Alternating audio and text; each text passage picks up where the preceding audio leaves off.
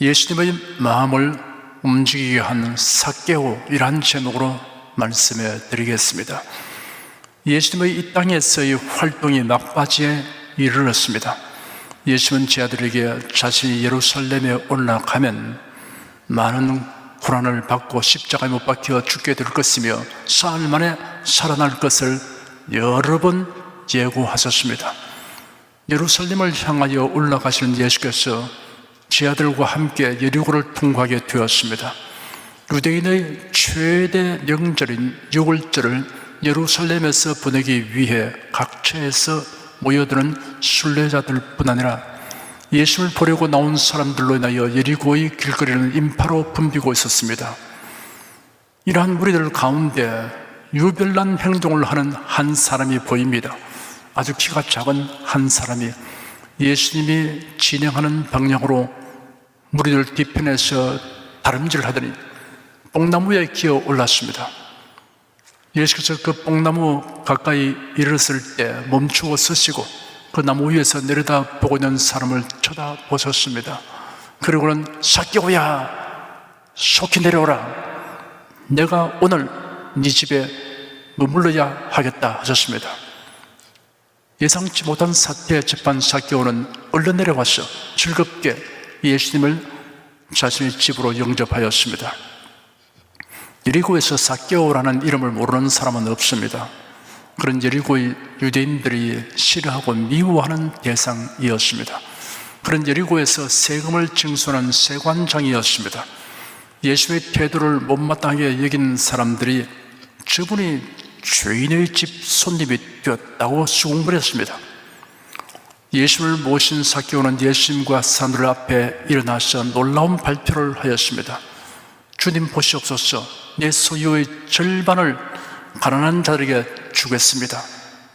또 제가 누구의 것을 착취한 것이 있다면 4배로 갚겠습니다. 예수께서 삭개오에게 말씀하시기를 구원이 오늘 이 집에 이르렀다. 이 사람도 아브라함의 자손이미로다. 인자는 잃어버린 자를 찾아 구원하러 왔다 하였습니다.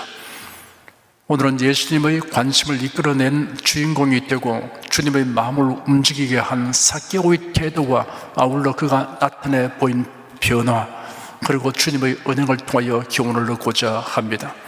첫째, 삭개오는 죄책감과 삶의 공허를 해결받기 위해 예수를 뵙게 되기를 갈망하였습니다. 예수님 당시에 여리고는 매우 부유하고 번영한 도시였습니다. 여리고는 예루살렘으로 가는 길과 요단강 동쪽 지방으로 나가는 길목에 위치하였습니다. 그곳에 세관이 있었습니다. 주로 길앗 지방으로부터 유입되는 향료를 비롯하여 여러 상품에 대한 통관세를 징수하였습니다. 여리고는 유명한 발삼향나무 산지이며 종려나무 숲이 있어서 이곳에서 생산되는 발삼향료와 종려나무 열매는 세계 시장에서 명성을 얻었습니다.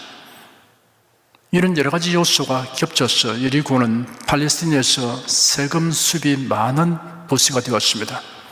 로마 정부는 팔레스틴에서 세금을 직접 거두지 않고 청부를 주었습니다.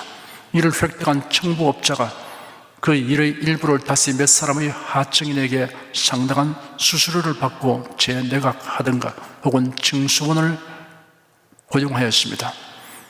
그런데 그 당시 세리장들은 로마의 막강한 공권력을 이용하여 로마 정부가 요구하는 금액 이상을 세금 납부자들에게 부과하여 징수하였고 그 차액을 자기의 수입으로 삼았습니다. 로마 당국은 이를 묵인했습니다. 이로 인하여 세리들은 경멸의 대상이었습니다. 거기 유대인 세리들은 동족의 원성을 샀으며 경멸과 지탄의 대상이 되었습니다. 하나님의 선민으로 자부하는 유대인들은 이방인에게 세금을 낸다는 것이 몹시 자존심을 상하게 하는 일이었습니다. 그러니 이 일에 종사하는 유대인에게 대해서는 동족 배신자로 여겨 극심한 정우심을 가지고 있었습니다. 유대 사회는 이러한 세리들과 경계선을 그었으며 그들을 도덕적 나병 환자로 취급했습니다. 삭개오는 바로 이처럼 유대 사회에서 혐오하는 세리장이었습니다. 삭개오가 이러한 사회 현실을 모를 리 만무합니다. 그러나 그는 돈만 많이 벌 수 있다면 사람들의 경멸은 문제 삼지 않는 위인이었습니다. 의리의리한 저택을 갖게 되었고 유족한 생활을 하였습니다. 그런데 그의 마음은 그렇게 행복하지 아니었습니다. 그 많은 재물로도 메울 수 없는 공허가 있었기 때문입니다. 그런 부자였으나 사람들의 존경을 받지 못했습니다. 친교를 맺을 이웃이 없었습니다. 그뿐 아니라 죄책감이 그의 심령을 짓눌렀습니다. 이러한 심령의 공허와 죄책감을 돈이 해결해 주지 못했습니다. 예수님에 관한 소문은 삭개오에게도 들려왔습니다. 예수님이 행하신 병든 자들을 고치신 일들과 각종 이적들에 관한 소문뿐 아니라 온 동네 사람들이 죄인으로 지목하고 경멸하는 여인에 대한 이야기도 들었을지 모릅니다. 죄만한 여인이 예수님의 발을 눈물로 적시고 자기 머리털로 씻고 그 발에 입 맞추고 향유를 부었을 때 예수님이 이를 용납했을 뿐 아니라 사람들에게 여인이 이렇게 행동한 동기를 드러내어 말씀하신 다음 여인을 향해 말씀하시기를 네 죄 사함을 바라느니라, 내 믿음이 너를 구원하였으니 평안히 가라 하였다는 이야기가 온통 그의 마음을 사로잡았을 것입니다. 이와 같은 삭개오가 여리고를 지나가서는 예수를 보기 위하여 다름질하고 뽕나무에 올라간 사실은 단순한 호기심 때문은 아닌 것이 확실합니다. 어쨌든 세관장의 신분과 지위에 있는 사람이 채통을 섞지 않고 그토록 행동하는 것은 예수를 보고자 하는 갈망이 얼마나 컸던가를 잘 나타내고 있습니다. 삭개오는 유달리 키가 작았습니다. 예수님이 사람들에게 애워싸여 긋고 있었고 연도에는 사람들이 늘어서 있었습니다. 그러나 이러한 악조건도 그의 갈망하는 마음과 열정 앞에는 문제되지 않았습니다. 삭개오의 눈에 띈 것은 뽕나무였습니다. 그런 뽕나무를 향해 달려갔습니다. 그리고 나무 위로 기어 올라갔습니다. 이러한 갈망과 열정은 그의 심령의 공허와 죄책감으로 일하는 것입니다. 정확히 말하자면 예수님이 이러한 문제를 근원적으로 해결해 주실 분이라고 생각했기 때문입니다. 그러므로 삭개오가 세관에서 뛰쳐나와 거리를 다름질하고 뽕나무에 기어 올라가게 한 열정은 영적 갈망에서 나온 거룩한 열정이었던 것입니다. 예수님을 따르는 무리들과 길 좌우에 겹겹이 늘어선 사람들이 있었지만 예수님의 관심을 가지고 주목한 사람은 삭개오였습니다. 예수님은 삭개오가 죄책감과 삶의 무의미와 공허를 해결받고자 갈망하는 마음을 가진 것을 아셨던 것입니다. 둘째, 삭개오는 예수님의 말씀을 듣고 곧바로 실천하고 예수님을 영접하였습니다. 예수님은 뽕나무 아래 멈추어 서시고 나무 위에 있는 삭개오를 향하여 삭개오야 속히 내려오라, 내가 오늘 네 집에 유하여야 하겠다 하셨습니다. 삭개오는 급히 내려왔습니다. 즐거워하며 예수님을 그의 집으로 영접하였습니다. 삭개오가 예수님에게 예수님 저에게 관심을 보이시니 감사합니다. 저는 이렇게 예수님을 뵙게 된 것으로 만족합니다. 예수님을 저희 집에 모시는 것은 원치 않습니다 라고 대답하였다고 하면 삭개오는 구원을 얻지 못했을 것입니다. 예수님에 대한 남다른 관심이나 존경심만으로는 구원에 이르지 못합니다. 그다음 사람들이 예수님을 주님으로 영접하지 아니하고 단지 존경하고 흠모하는 대상으로만 여깁니다. 예수님의 생애에서 가난하고 소외된 자들에 대한 사랑과 헌신을 본받고 그의 가르침에서 정신적이고 지적이며 도덕적인 교훈을 얻는 것으로 만족합니다. 이들은 기독교를 현 세상에 선한 영향을 미치는 종교로 국한시키려고 합니다. 당연히 기독교인은 다른 사람의 고통과 곤란을 해소시키는 일에 힘써야 합니다. 기독교인은 어떤 사회에서든 윤리적인 면에서 가장 높은 표준을 제시하고 이를 실천해 나가야 합니다. 교회가 이러한 일에 본이 되지 못하고 오히려 도덕적, 윤리적으로 사회의 지탄을 받는 대상이 되는 일은 결코 없어야 합니다.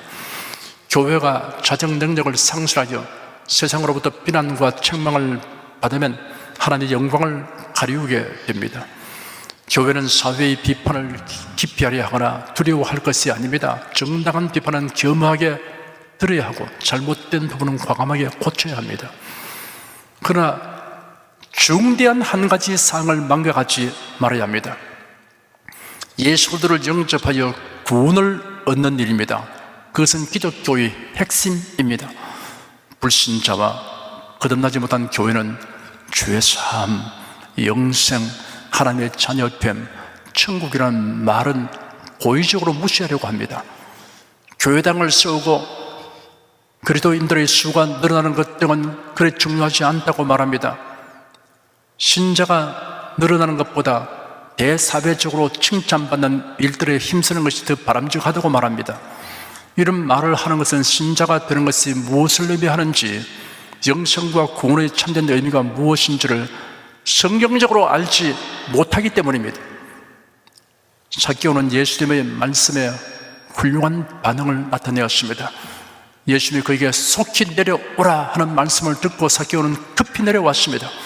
예수 그리스도의 요청과 명령을 듣고 그 실천을 내일로 미루지 않도록 해야 합니다. 내일이 오리라고 아무도 장담하지 못합니다. 성경 히브리서 3장에 기록되기를 오직 오늘이라 일컫는 동안에 매일 피차 고면하여 너희 중에 누구든지 주의 유혹으로 강팍하게 됨을 면하라. 성경에 일렀을 때 오늘날 너희가 그 음성을 듣거든 노하심을 격동할 때와 같이 너희 마음을 강팍하게 하지 말라 하였으니라고 기록되었습니다. 삭개오는 즐거워하며 예수님을 영접하였습니다. 예수님의 말씀을 즐거워하여 순종하는 모습은 무엇보다도 아름답습니다. 셋째, 삭개오는 예수님을 영접하게 된 기쁨과 감격으로 삶의 태도를 바꾸었습니다. 그는 지금까지 사람들의 비난과 냉대 속에 살아왔습니다.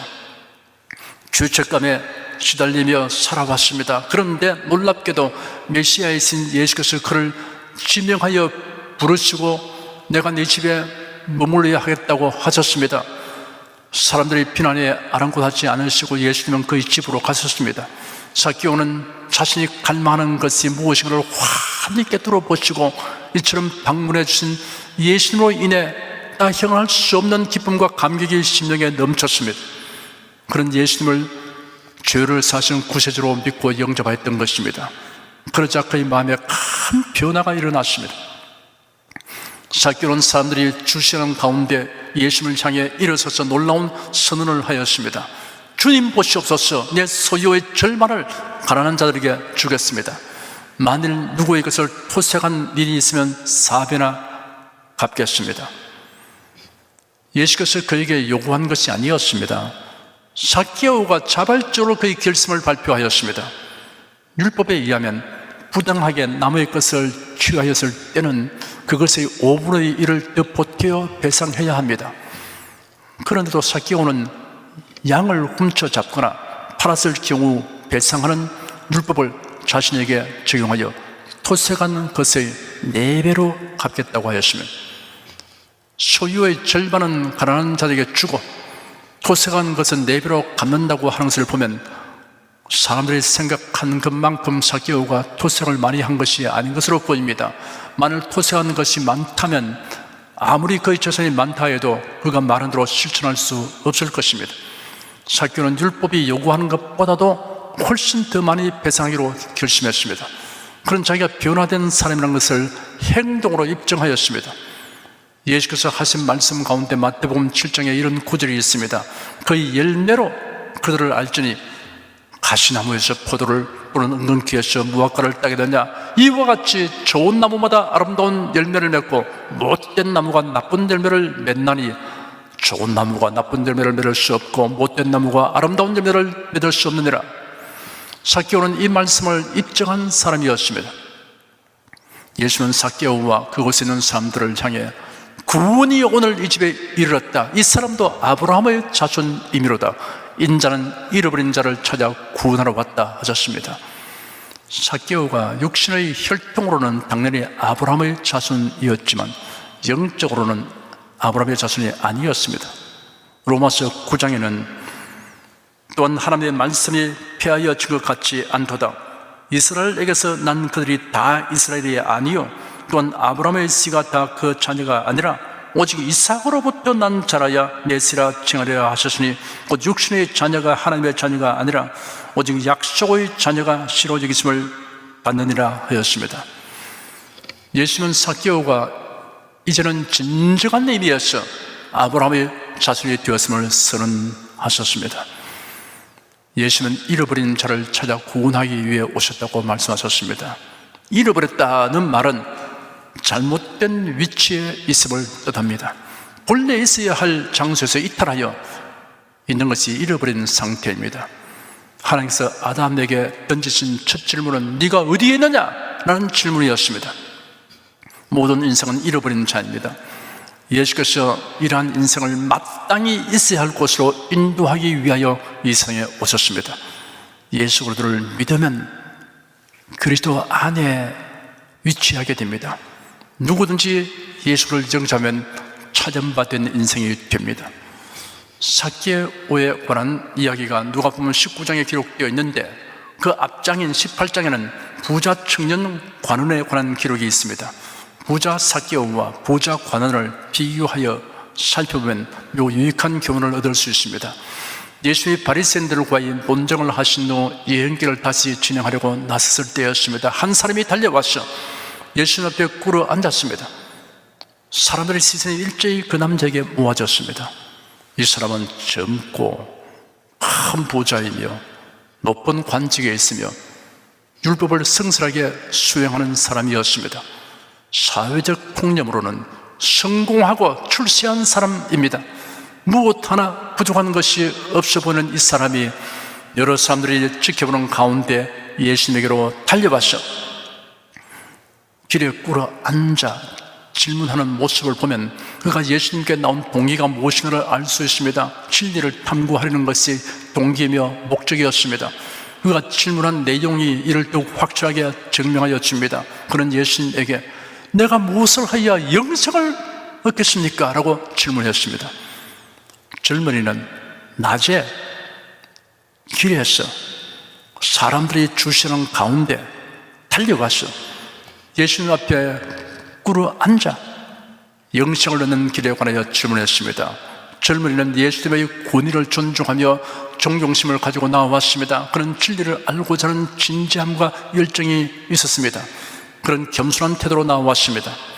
이 젊은 부자 관원은 외적으로 보면 무엇 하나 부족한 것이 없는 사람이었으나 영생에 대한 확고한 지식과 믿음이 없었습니다. 그가 나름대로는 종교적 계율을 지키고 선한 일에 힘써 왔으나 그 정도의 행함으로써 과연 영생을 얻을 수 있을지 확신할 수 없었습니다. 이것이 그의 고민거리였습니다. 전혀 확신이 없었다고 하기보다 이 정도면 영생을 얻지 않겠는가라는 믿음을 가지고 있었다고 보는 편이 더 적절하겠습니다. 그가 기대한 것은 자신의 행위에 대하여 예수님으로부터 긍정적 답을 얻으려고 한 것입니다. 그가 예수님을 향해 선한 선생님이라고 불렀습니다. 예수님이 그 청년을 향하여 네가 어찌하여 나를 선하다 일컫느냐? 하나님 한 분 외에는 선한 이가 없다 하였습니다.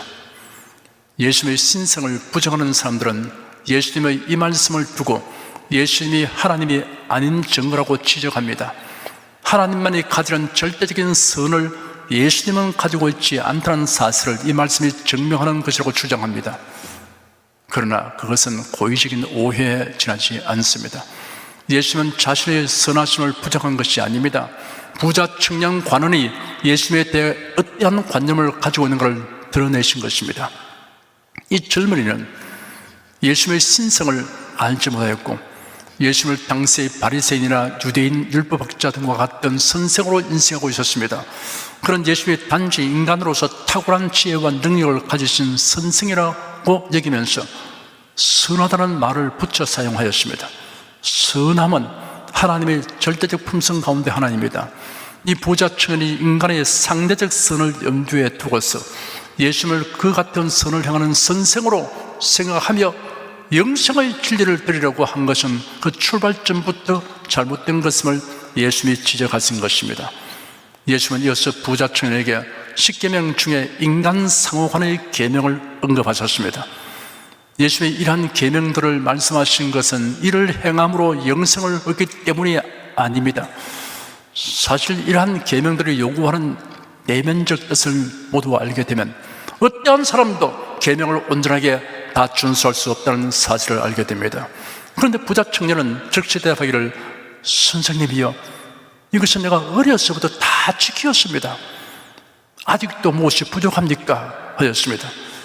그런 율법이 요구하는 바가 무엇인지 잘 알지 못한 채 율법을 지킨다고 애써온 사람이었습니다. 그래서 자기 기준에 맞추어 율법을 이해하고 준행하여 왔던 것입니다. 지금까지 자기가 아는 바대로 율법은 다 지켜왔는데 만일 아직도 알지 못한 율법이 있으면 알려달라고 요구했습니다. 그의 말에서 한편 당당하면서도 또 한편으로는 당황하는 모습을 볼 수 있습니다. 예수께서 그 청년을 그릇되고 흠악한 지식과 믿음에서 벗어나도록 이렇게 말씀하셨습니다. 네게 오히려 한 가지 부족한 것이 있으니 가서 내 있는 것을 다 팔아 가난한 자들을 주라.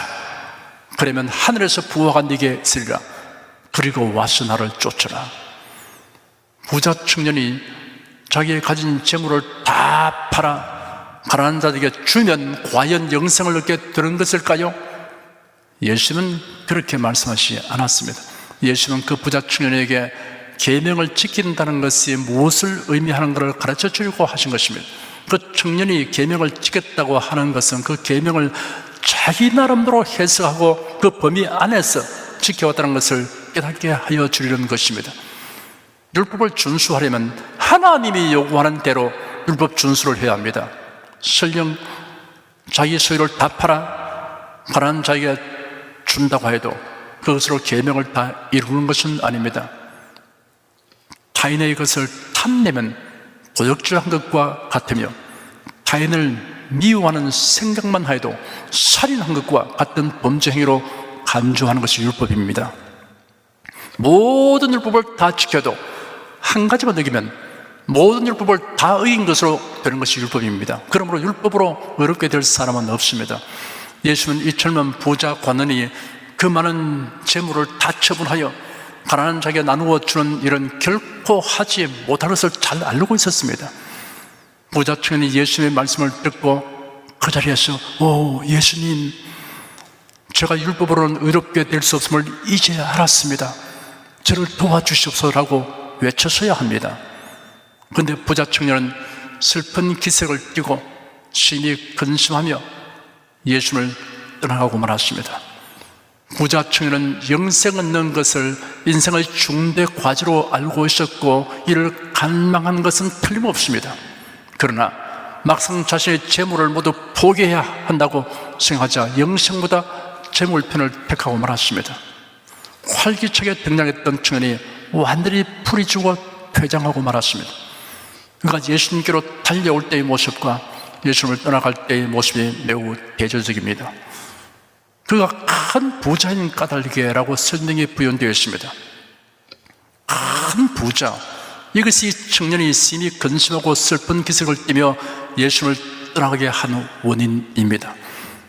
재물이 많다는 것이 거의 한계와 비극을 초래한 원인이었습니다. 세상 재물과 명성과 권세를 버리더라도 영생을 얻으려 하는 사람이 있는가 하면 영생을 팔아서라도 세상 것을 얻으려 하는 사람이 있습니다.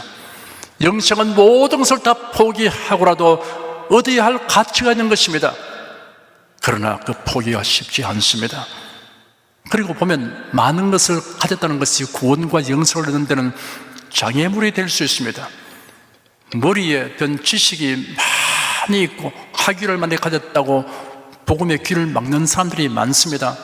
세상의 지위와 명성 그리고 물질과 재능이 많음으로 구원의 진리를 받지 않는 사람들이 많이 있습니다. 건강과 미모가 뛰어난 것 때문에 전도자를 홀대하는 사람들도 있습니다. 영생을 얻기 위하여 이 모든 것을 포기하려고 하면 할 자가 있겠습니까? 좀처럼 없습니다. 그렇기 때문에 때로는 하나님이 그의 택한 백성을 그리스도 안으로 인도하기 위하여 이런 것들을 잃어버리게 섭리하실 경우가 있습니다. 그로 인해 고통을 겪더라도 영생을 얻도록 하기 위해 고난을 주십니다. 그런데 우리가 알아야 할 것은 실제로 이런 소유들을 모두 내버려야 된다는 것은 아닙니다. 영생이 그 무엇보다도 더 중요하다는 것을 알고 영생과 이런 것들을 양자택일해야 할 경우라면 주저없이 영생을 택할 수 있는 자가 되어야 한다는 것입니다. 18장의 부자 관원은 예수님을 떠나가시나 19장의 부자 삭개오는 예수님을 영접하였습니다. 이 두 사람이 예수님을 만난 동기와 목적이 서로 달랐습니다. 부자 관원은 자신의 의를 드러내려고 왔습니다. 삭개오는 자신의 죄를 사함받기 위해 왔습니다. 부자 관원은 영영이 잃어버린 자 되었습니다. 삭개오는 찾은 바 되었습니다. 삭개오는 예수님의 관심의 대상이 되었고 예수님의 마음을 움직이게 한 사람이 되었습니다. 그래야 성경을 상고하는 우리에게 훌륭한 교훈을 남겼습니다. 사랑하는 여러분은 이 교훈을 자기 것으로 삼게 되시기를 축원합니다.